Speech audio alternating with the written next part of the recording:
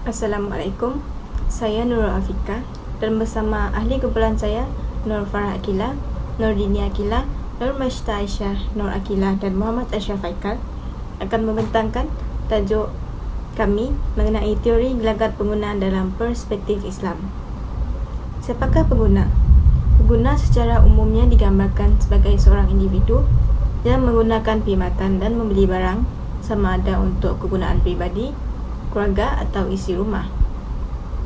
Pengguna mewakili sesiapa sahaja yang menggunakan barang, perkhidmatan dan sumber semula jadi untuk mengoptimumkan kualiti hidup mereka secara keseluruhan. Di samping itu, objektif seorang pengguna adalah untuk mendapatkan kepuasan dalam semua keperluan dan kehendak untuk menjalani kehidupan yang selesa. Sehubungan dengan itu, pengguna juga mempunyai hak untuk menggunakan perkhidmatan dan barang yang selamat dan memuaskan supaya dapat menjalani kehidupan yang selesa.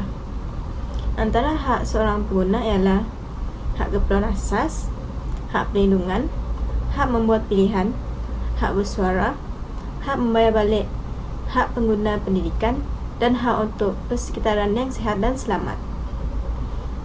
Tersebut adalah antara kriteria seorang pengguna. Manakala untuk gelagat pengguna pula yang melibatkan proses yang dilakukan oleh pengguna seperti ketika membuat keputusan pembelian, menggunakan pembelian dan melupuskan pembelian.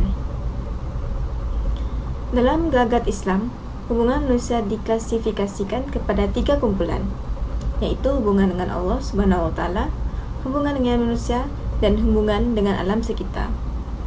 Oleh hal yang demikian, setiap gelagat pengguna Islam perlu mengikuti kriteria-kriteria yang telah ditetapkan dalam Islam sebagai dasar dalam melaksanakan sesuatu agar tidak berjanggah dengan syariat Islam.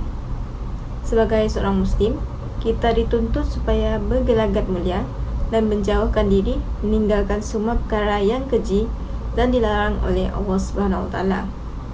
Hal ini demikian kerana manusia diciptakan adalah bertujuan untuk mematuhi perintah dan larangan Allah Subhanahu Wa Taala. Seperti firman-Nya, dan ingatlah, aku tidak menciptakan jin serta manusia melainkan agar mereka menyembah dan beribadat kepadaku.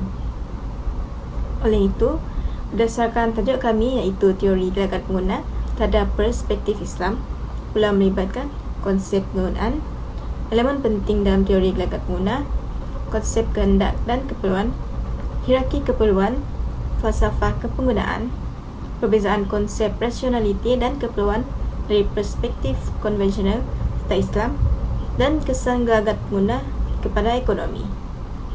Alright, seterusnya hari ini kita akan mengetahui apa itu konsep kepenggunaan. Okey. Kepenggunaan merupakan satu isu yang menjadi perhatian ramai pihak buat masa sekarang lah. Isu kepenggunaan berlaku kira-kiranya dalam kalangan masyarakat, lebih-lebih lagi kita sebagai umat Islam, di mana ia menyentuh berkaitan dengan produk halal, kewangan, perbankan Islam serta pengurusan harta dalam Islam.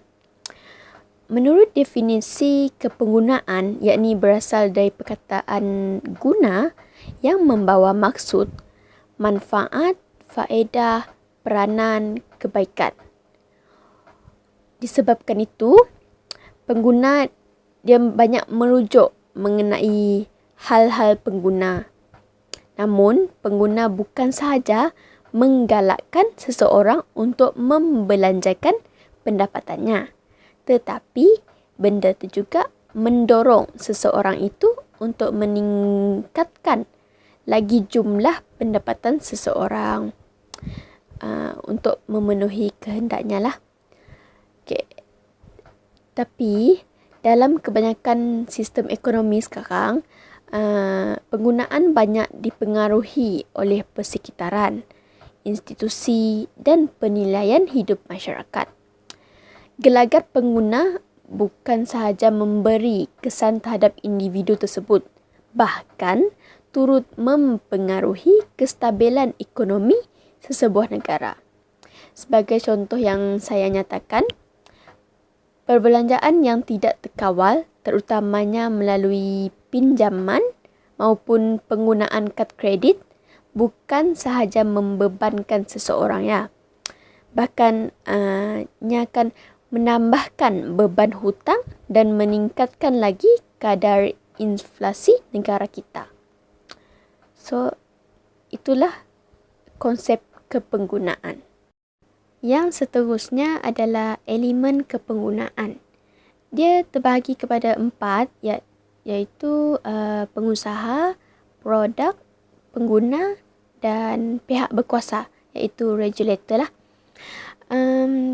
Bagi pengusahanya merupakan pihak yang bertanggungjawab dalam mengeluarkan barangan macam pemprosesan, pengedaran, peruncitan dan perkhidmatan.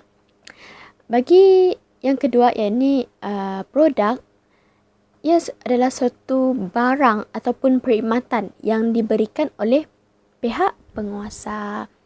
Yang ketiga adalah pengguna, iaitu kita sendiri, di mana kita sendiri membeli, menyewa, menerima barangan ataupun menerima perkhidmatan untuk diguna, disimpan dan dipelihara. Macam tu. Yang terakhir adalah pihak berkuasa, regulator lah, di mana pihak ini boleh menggubal suatu polisi dan undang-undang di mana mereka turut mentadbir hal ehwal kepenggunaan. Diorang boleh memastikan semua pihak memperolehi hak mereka dengan seadil-adilnya. Manakala terdapat beberapa elemen penting dalam teori gelagat pengguna dari perspektif Islam. Antaranya ialah yang pertama, kehendak manusia yang tiada batasnya. Yang kedua, rasional dalam membelanjakan pendapatan yang terhad. Yang ketiga, memaksimumkan kepuasan sebagai seorang pengguna.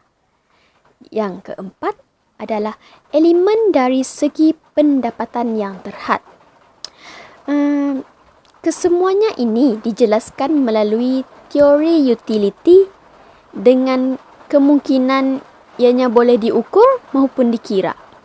Hal ini kerana MC Kenzie telah mendefinisikan rasional ini sebagai suatu tingkah laku yang konsisten, di mana ia boleh memaksimumkan kepuasan seseorang. Manakala untuk utility, ia dianggap sebagai kepuasan seseorang yang didapati dari penggunaan barang ataupun perkhidmatan. Contoh seperti dari penyertaan dalam aktiviti contest buy and win. Macam tu. Kesimpulan dari sini, konsep rationality dalam teori gelagat pengguna amatlah penting untuk menentukan hasil dari hasil yang terhad untuk mendapatkan kepuasan utility di dalam penggunaan barang dan juga perkhidmatan. Sekian, itu saja dari saya. Konsep keperluan dan kehendak manusia. Apa itu keperluan? Keperluan ialah perasaan orang yang mengalami kekurangan sesuatu atau ingin memiliki lebih banyak untuk sesuatu perkara. Keperluan manusia termasuklah makanan, pakaian, tempat tinggal dan keselamatan. Apabila keperluan dipenuhi, ia tidak semestinya akan hilang selama-lamanya. Contohnya, apabila seseorang itu berasa lapar, dia akan makan. Walau bagaimanapun, kelaparan itu akan datang semula pada waktu yang tertentu dan dia akan merasa perlu makan semula. Seterusnya ialah kehendak. Apa itu kehendak? Kehendak ialah matlamat, keinginan atau kesenangan untuk diri sendiri. Kehendak ini dibentuk oleh budaya, persekitaran dan personaliti individu. Contohnya, saya ingin makan mi kolok dan teh tarik. Seterusnya ialah maqasid syariah. Maqasid syariah terbahagi kepada 3, iaitu daruriyat, hajiat dan tahsiniyat. Dalam daruriyat atau keperluan pula terbahagi kepada 5 tahap, iaitu memelihara agama, nyawa, akal, keturunan dan harta. Tahap pertama ialah memelihara agama. Agama ialah sifat fitrah yang semula jadi dalam setiap manusia. Setiap individu mempunyai tanggungjawab dalam menjaga agama kerana ianya adalah tujuan utama hukum Islam yang merupakan keperluan hidup manusia. Kemudian, tahap kedua ialah memelihara nyawa. Manusia dituntut untuk menjaga nyawa kerana ianya adalah amanah yang merupakan hak milik Allah. Antara cara untuk menjaga nyawa adalah dengan penjagaan diri yang sehat, menjaga makan dan minum sentiasa bersenam, menjaga pemakaian dan memastikan diri dalam keadaan yang bersih. Dan tahap ketiga ialah memelihara akal.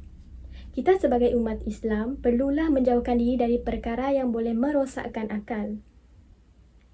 Cara memanfaatkan akal adalah melatih pemikiran dengan berilmu, membaca dan memikirkan kebesaran Allah Subhanahu Wa Taala. Seterusnya ialah tahap keempat, iaitu memelihara keturunan.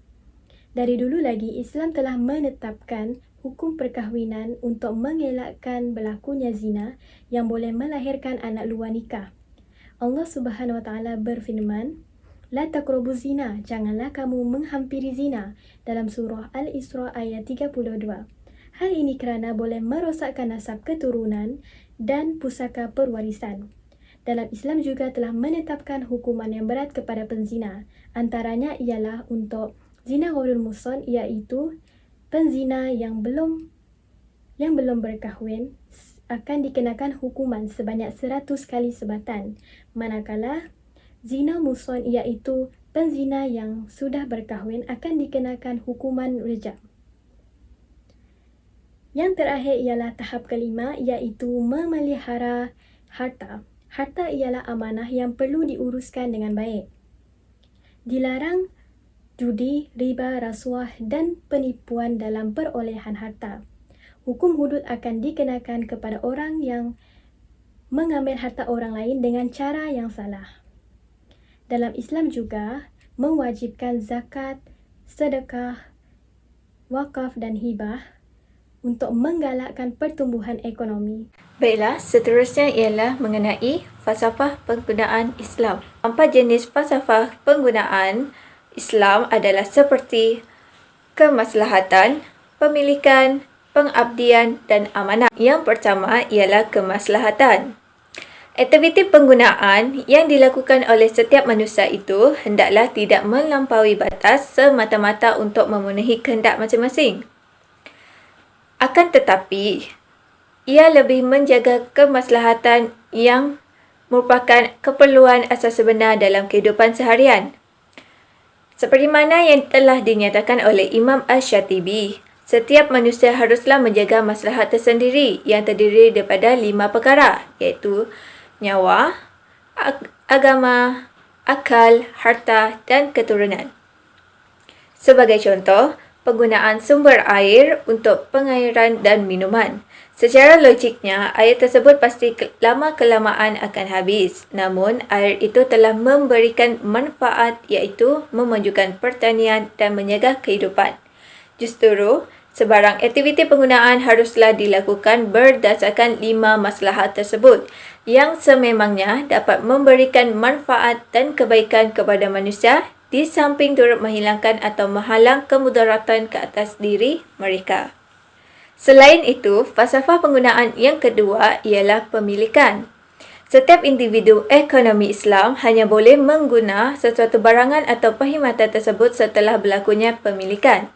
Hal ini demikian kerana definisi pemilikan iaitu al-milk dari segi istilah ialah sesuatu pengkhususan yang telah ditentukan oleh syarak bagi menghalang orang lain dan membenarkan pemilik khusus itu bertindak terhadap hak miliknya sebebasnya melainkan terdapat halangan syarak. Sebagai contoh, hak pemilikan boleh dilakukan melalui akad, kontrak, pindah milik. Di samping itu, hak pemilikan yang merupakan satu tanda pengakuan Islam terhadap fitrah manusia itu sendiri dalam keinginan pemilikan harta.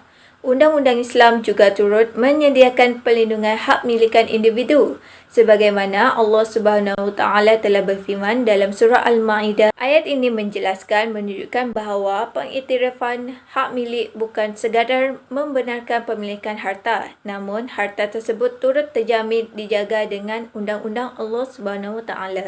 Seterusnya, falsafah penggunaan yang ketiga ialah pengabdian. Seperti yang kita ketahui, aktiviti ekonomi yang dijalankan adalah salah satu cara untuk mengabdikan diri kepada Allah Subhanahu Wa Taala. Hal ini demikian kerana setiap umat Islam diamanahkan untuk menggunakan harta atau mengembangkan harta yang diberikan oleh Allah dengan sebaik mungkin. Perkara ini terang lagi bersuluh apabila Rasulullah SAW pernah bersabda yang bermawa maksud, bagaimana kamu memperolehi hartamu dan bagaimana pula kamu membelanjakannya. Oleh itu, jelaslah bahawa hadis itu menunjukkan tentang harta yang diusahakan dikaitkan dengan pengabdian seseorang individu kepada Allah Subhanahu Wa Taala, di mana seseorang itu diuji seberapa banyak harta yang dimilikinya dibelanjakan di jalan Allah. Falsafah penggunaan yang terakhir ialah amanah. Sebagaimana yang kita maklumi, setiap yang berada di muka bumi ini adalah harta hak milik Allah. Manusia pula berperanan sebagai pemegang amanah dengan menggunakan dan memanfaatkan segala harta yang digunakan dengan baik dan saksama. Di samping itu, manusia juga dikehendaki untuk mengawal kehendak dan keperluan mereka sehingga tidak melampaui batas yang menyebabkan mereka berlakunya ketidakpatuhan terhadap peraturan yang telah ditentukan oleh Allah Subhanahu Wa Taala. Tamsilnya, berlakunya penyelewengan penggunaan serta pembaziran yang tidak terkawal dalam kalangan pengguna akibat tidak berpaksikan kepada syariah. Maka, setiap manusia haruslah amanah terhadap setiap kurniaan Allah di muka bumi ini kerana sesungguhnya ia akan dipersoalkan di akhirat nanti. Assalamualaikum warahmatullahi wabarakatuh. Nama saya Nur Akilah binti Syarizal. Hari ini saya akan menerangkan mengenai perbezaan konsep rationality dan keperluan dari perspektif konvensional dalam pandangan Islam. Okay. Saya akan menerangkan poin yang pertama iaitu konsep kehendak dan keperluan. Sebenarnya dalam ekonomi Islam maupun ekonomi konvensional, ia memberi perhatian dari aspek tuntutan biologikal dan persekitaran manusia, iaitu makanan, tempat tinggal dan pakaian. Okay, kalau ketiga-tiga benda ini tiada dalam kehidupan manusia, maka manusia tidak dapat meneruskan hidup. Okay, konsep kehendak dan keperluan ini dalam ekonomi Islam, ia meletakkan keperluan itu mengikut keutamaan dan ia mempunyai 4 keperluan, iaitu daruriyat, iaitu asas. Dan yang keduanya ialah hajiat, iaitu keperluan kecekapan. Dan yang ketiganya ialah tasniat, iaitu kesenangan. Dan yang keempatnya ialah kemewahan. Manakala dalam ekonomi konvensional, konsep kehendak dan keperluan ini mereka merujuk kepada keperluan hierarki keperluan Maslow. Dan di antara contoh hierarki keperluan Maslow ialah keperluan fisiologikal dan keperluan keselamatan. Okay, kita dapat lihat di sini bahawa walaupun hierarki dalam ekonomi Islam maupun ekonomi konvensional mempunyai persamaan, iaitu mereka meletakkan keutamaan dahulu dan kesenangan kemudian, tetapi dalam ekonomi Islam ia menitik beratkan untuk pengguna menggunakan keperluan itu secara bersederhana. Manakala dalam ekonomi konvensional, kehendak ini merujuk keperluan manusia yang disertakan dengan keinginan dan kekuasaan semata-mata, dan kehendak yang dapat dipenuhi ialah kehendak yang berkesan. Dalam ekonomi konvensional, pengguna digalakkan untuk menggunakan keperluan itu secara maksimum dan sekiranya ia mencapai kemewahan, itulah target yang paling berkesan. Dan yang keduanya ialah motif dan matlamat perlakuan pengguna. Okay, dalam ekonomi Islam, matlamatnya untuk mencapai afalah, iaitu kejayaan di dunia dan di akhirat. Dan ia juga tidak mengikut nafsu semata-mata. Okay, sebagai contoh, seseorang muslimat, dia membeli telekung yang selesa untuk kegunaan dirinya, dan dalam masa yang sama dia mahu mencari kekhusyukan dalam solat. Dalam situasi ini kita dapat lihat bahawa seseorang muslimat tersebut bukan hanya semata-mata mencari keperluan kesesaannya itu untuk dirinya saja, malahan dia membuat itu untuk mencari keredaan daripada Allah. Dan dan ekonomi konvensional pula, motif dan matlamat perlakuan pengguna ialah untuk mencapai kepuasan peribadi dan tidak memfokuskan kepada akhirat. Dan kita dapat tahu bahawa ekonomi konvensional ini dibuat oleh manusia. Oleh itu, manusia ini membuat sesuatu perkara hanya mengikut hawa nafsu semata-mata. Dan yang ketiganya ialah keperluan barangan dan perkhidmatan. Dalam ekonomi Islam, ia memenuhi prinsip pengguna ekonomi Islam.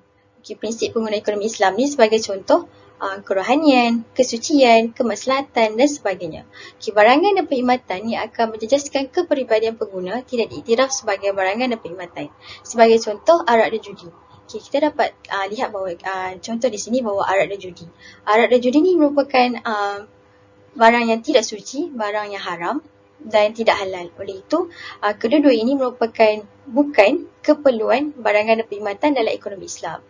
Berbalik pula kepada ekonomi konvensional, untuk ekonomi konvensional, keperluan barangan dan perkhidmatan ini dia tidak mementingkan halal dan haram sesuatu keperluan dari segi barangan dan perkhidmatan. Sebagai contoh, seorang pengguna itu merasakan arak ni merupakan keperluan dalam hidupnya, maka ia dibolehkan, dia boleh minum arak tersebut kerana tiada penghalang lah, sebab ia tidak mementingkan halal dan haram. Dan yang terakhirnya ialah sumber asas ekonomi. Dalam ekonomi Islam, ia berpaksikan akal dan berpandukan wahyu ilahi. Ekonomi Islam ni, walaupun kita menggunakan akal, tetapi ia juga berpandukan sumber nas dan dalil. Contoh ni dalam surah Al-Hadid ni, Allah menyatakan bahawa Allah menyukai sesiapa yang bersederhana dalam kehidupan, dan dalam masa yang sama Allah juga menyatakan bahawa orang beriman akan menggunakan harta tersebut ke jalan Allah. Manakala dalam ekonomi konvensional, sumber asas ekonomi ini berpaksikan kepada kebendaan dan kepuasan dengan panduan akal semata-mata. Kita dapat tahu bahawa ekonomi konvensional ini dilakukan oleh manusia, dan manusia ini sifatnya tidak sempurna. Oleh itu, ia hanya berpandukan akal semata-mata dan mengikut keinginan nafsu dia semata-mata. Antara kesan gelagat pengguna dari perspektif Islam ialah melahirkan sifat amanah dalam diri seseorang pengguna. Penggunaan adalah amanah daripada Allah Subhanahu Wa Taala. Kita hendaklah menjaga amanah Allah dengan sebaik mungkin. Sebagai contoh, barang-barang yang kita miliki hendaklah dijaga dengan sebaik mungkin supaya tidak mengalami sebarang kerosakan. Jika seseorang pengguna bertindak untuk menyalahgunakan penggunaan sesuatu barang dan perkhidmatan, dianggap sebagai menyalahi amanah Allah Subhanahu Wa Taala. Seterusnya, pengguna akan mendapat kepuasan penggunaan yang memberi keberkatan hidup di dunia dan kesejahteraan di akhirat. Ini bermaksud pengguna akan memperoleh kepuasan atau utiliti yang maksimum, tapi hendaklah berdasarkan syariah yang telah ditetapkan. Kehidupannya akan sentiasa bahagia dan disanjung oleh masyarakat kerana mengamalkan sifat-sifat mahmudah. Sifat-sifat mahmudah ini membantu kita untuk mendapat ganjaran syurga di akhirat kelak atas segala amalan baik yang kita lakukan. Kemudian, ia juga dapat mengutamakan keseimbangan dan kerohanian Islam. Ini kerana Islam sangat mementingkan cara hidup yang praktikal dan seimbang. Agama Islam tidak pernah memandang suatu ibadah sebagai suatu perkara yang sempit dan terbatas, malah menganggap semua perkara yang dilakukan oleh manusia sebagai satu ibadah agar dapat mencapai keredaan Allah Subhanahu Taala di akhirat kelak. Jika baik amalan manusia di dunia, maka baiklah amalannya di akhirat, dan sebaliknya. Setiap gelagat manusia perlulah berpandukan prinsip Islam yang sebenar, iaitu Al-Quran dan As-Sunnah.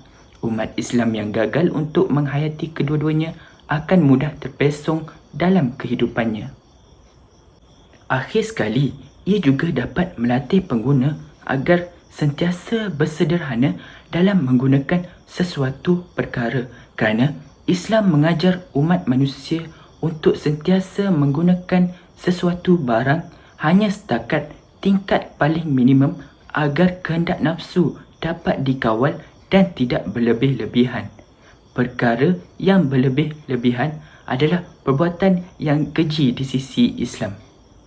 Sekiranya berlaku lebihan dalam pendapatan, Islam menganjurkan infak pada jalan Allah SWT bagi membantu keluarga, jiran, orang miskin, anak yatim dan orang yang amat memerlukan pertolongan. Hikmah penggunaan secara minimum diterapkan supaya menjauhkan manusia daripada perkara yang melalaikan.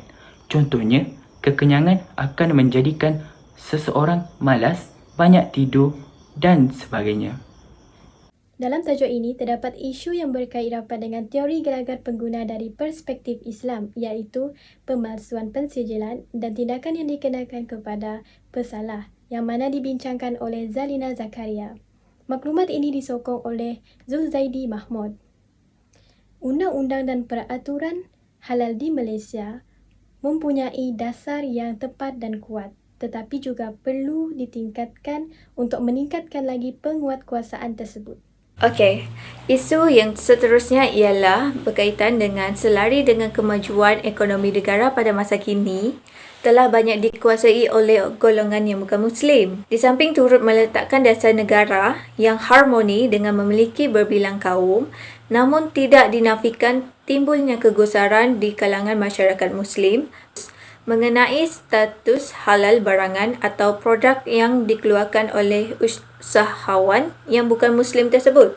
Oleh itu, masyarakat Muslim kini haruslah mengambil tahu mengenai maklumat yang berkaitan dengan isu halal. Bagaimana yang telah diperkatakan oleh Muhammad Yusuf Abdul Rahman yang merupakan Ketua Eksekutif Gabungan Persatuan-Persatuan Malaysia, FOMCA, telah berkata di bernama. Beliau menyatakan bahawa terdapat banyak rungutan pengguna yang melibatkan status halal, terutamanya di restoran, kedai makanan, bahkan di tempat makan perhotelan. Beliau juga turut menyatakan bahawa hanya segelintir sahaja pihak perhotelan yang memohon sijil halal JAKIM untuk dapur utama mereka. Namun begitu, beliau turut menyatakan hasrat Persatuan Pengguna supaya mewajibkan setiap pengeluar produk untuk memohon persejilan halal JAKIM sekiranya ingin memasarkan pelbagai produk kepada pengguna Islam. Hal ini kerana sehingga kini, permohonan sijil halal adalah berdasarkan dasar sukarela di mana usahawan boleh memilih agar untuk mendapatkan sijil halal ataupun tidak. Oleh yang demikian, rentetan daripada isu yang diutarakan, setiap pengguna Muslim haruslah cakna dan mengambil kesedaran yang tinggi, terutamanya melibatkan produk yang tidak memiliki status halal. Sebagai contoh, dengan adanya kecanggihan teknologi terkini, pengguna Muslim mampu mencari pelbagai maklumat yang berkaitan halal sama ada melibatkan syarikat atau restoran yang berdaftar dengan pihak JAKIM. Hal ini turut dapat mengelakkan adanya pemalsuan logo halal dalam kalangan usahawan yang tidak beretika dengan merujuk kembali kepada laman web Jabatan Kemajuan Islam Malaysia. Kesimpulannya, ekonomi Islam adalah aktiviti ekonomi yang dapat mewujudkan keseimbangan kepada struktur sosioekonomi masyarakat.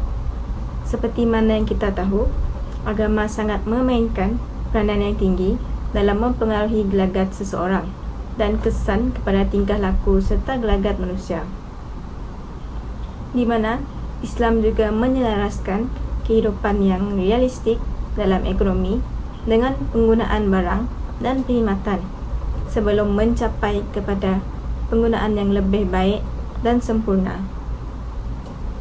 Dalam gelagat pengguna ekonomi Islam, walaupun mereka memiliki kebebasan untuk berpartisipasi dalam aktiviti ekonomi, tetapi pengguna Muslim terikat dengan batas-batas syariat seorang Muslim. Oleh itu, dengan adanya pengguna yang bijak dalam mengurus hal-hal ekonomi secara berhemah, maka lahirlah ekonomi negara yang dapat berkembang dengan maju dan dapat memberi manfaat kepada semua pihak. Ini sejajar dengan matlamat manusia dalam melakukan aktiviti ekonomi, iaitu mencapai kesejahteraan di dunia dan akhirat. Sekian sahaja dari kumpulan kami. Terima kasih.